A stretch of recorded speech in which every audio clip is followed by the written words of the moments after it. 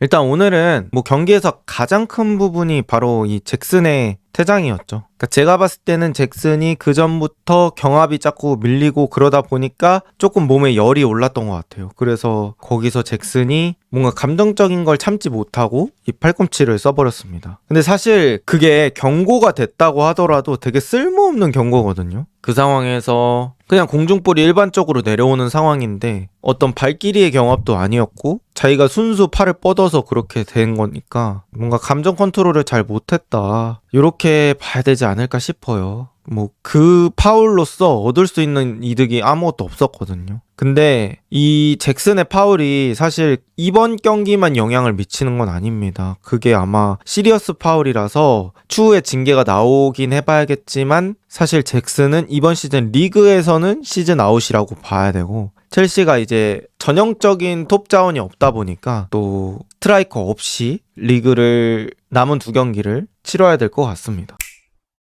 사실 오늘 경기 후반전에는 첼시가 오히려 11명 있는 팀인 것처럼 잘 경기를 운영했어요. 퇴장당하고 나서는 오히려 또 라비아 같은 선수들이 좋은 모습 보여주면서 미드필더에서 볼이 많이 돌았거든. 그래서 점유율 같은 경우에는 뉴캐슬보다 전반적으로 높은 게임을 했었는데 이게 11명이었다면 어땠을까 라는 생각이 드는 경기였고, 가장 큰 차이가 느껴지는 부분이 뭐냐면 첼시가 공격 진영까지는 진출을 잘 했거든요. 그런데 이제 막판에 크로스 올릴 때 안쪽에 선수가 없어서 아무래도 한 명 없는 티가 거기서 많이 났던 것 같아요. 그래서 그 크로스 올렸을 때도 박스 안에 선수가 없다 보니까 제대로 마무리가 나오지 않았던 것 같습니다. 그리고 오늘 첼시가 뉴캐슬 상대로도 뭐 대인마크 시키면서 전방 압박을 준비해 왔던 것 같아요. 그래서 뉴캐슬이 이 첼시의 전방 압박을 벗어나느냐 못 벗어나느냐 이 싸움이었는데, 뉴캐슬이 생각보다 그 전방 압박을 꽤 잘 빠져나갔습니다. 일단은 토날리라든지 기마랑이스 이 선수들이 자신의 뒤쪽에 선수들이 붙어있음에도 불구하고 그거 끼고 돌아서는 능력들이 괜찮았어요. 확실히 뉴캐슬 이 중원의 선수들의 퀄리티가 높다 보니까 그런 싸움에도 익숙한 느낌? 그리고 이 2명의 선수는 돌아서고 앞쪽으로 패스를 전개해주는 속도가 되게 빠르잖아요. 그리고 앞에는 뭐 고든, 반스, 또 이삭, 머피 이런 선수들이 있다 보니까 공격 역습으로 만드는 속도도 빠르고,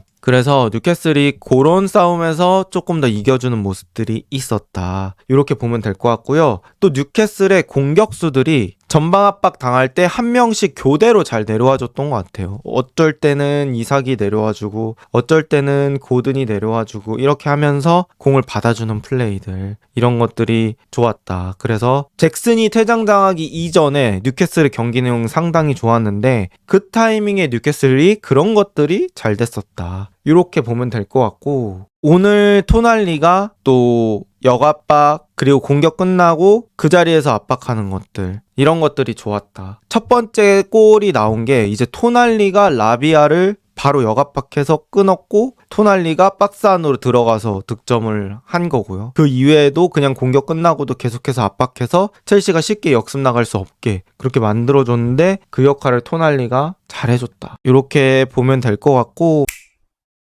확실히 이 뉴캐슬이란 팀이 이 머피라는 선수가 오른쪽 윙백도 보고 풀백도 보고 윙어도 볼 수 있기 때문에 이 선수의 범용성을 통해서 다양한 교체 전술을 가져갈 수 있었다, 이렇게 보면 될 것 같아요. 오늘 경기도 이제 뉴캐슬이 일단은 5-4-1이라고 봐야 될 것 같아요. 그래서 이런 식으로 2줄 수비를 하는데 머피가 때에 따라 올라가지고 내려가지고 하면서 이제 순간적으로는 뭐 4-5-1을 만들어주기도 하고 쭉 더 올라갔을 때는 뭐 4-3-3이 형성되기도 하면서 이 머피가 되게 위아래로 많이 움직여줬던 것 같아요. 저는 오늘 리브라멘토, 덴번 이렇게 나오길래 덴번이 좌풀백도 되니까 덴번 좌풀백이 리브라멘토 우풀백인 줄 알았는데 이런 식으로 하더라고요. 그리고 이제 중간에 교체할 때는 이제 보트만이 빠지니까 머피가 우풀백처럼 서고 미드필더 마일리 한 명 추가되고, 그 다음에 또 변경을 줄 때는 이제 고든이 빠지면서 머피가 또 오른쪽 윙, 반스가 왼쪽 윙 되면서 오늘 머피는 3번의 변화가 있었어요. 윙백, 풀백, 윙어 이렇게. 그래서 이 머피란 선수의 중요성이 되게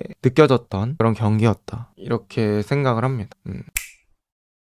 그리고 이제 뉴캐슬은 감독이 아무래도 이 이삭을 적절히 활용하는 방법을 아는 것 같아요. 이삭이 이렇게 상대 진영 앞에서 전방 압박하는 거는 열심히 하는 건 맞는데 아예 내려서 수비할 때는 이삭을 아예 수비에서 제외를 시켜줘 버려요. 그래서 5명, 4명으로만 게임을 하거든요. 수비를. 그 다음에 이삭은 이 수비 상황을 보고 있어요. 그 다음에 이삭이 역습 나갈 때 그런 기점이 되는 그런 식으로 플레이를 많이 하거든요. 그래서 이사가 너는 공격에만 체력을 써라 이런 느낌이 좀 있었습니다. 그래서 이 똑같은 선수라도 감독이 그 선수를 어떻게 활용하느냐에 따라서 퍼포먼스를 어떻게 뽑아낼 수 있고 이런 것들을 좀 체감하는 경기였다고 해야 될까요?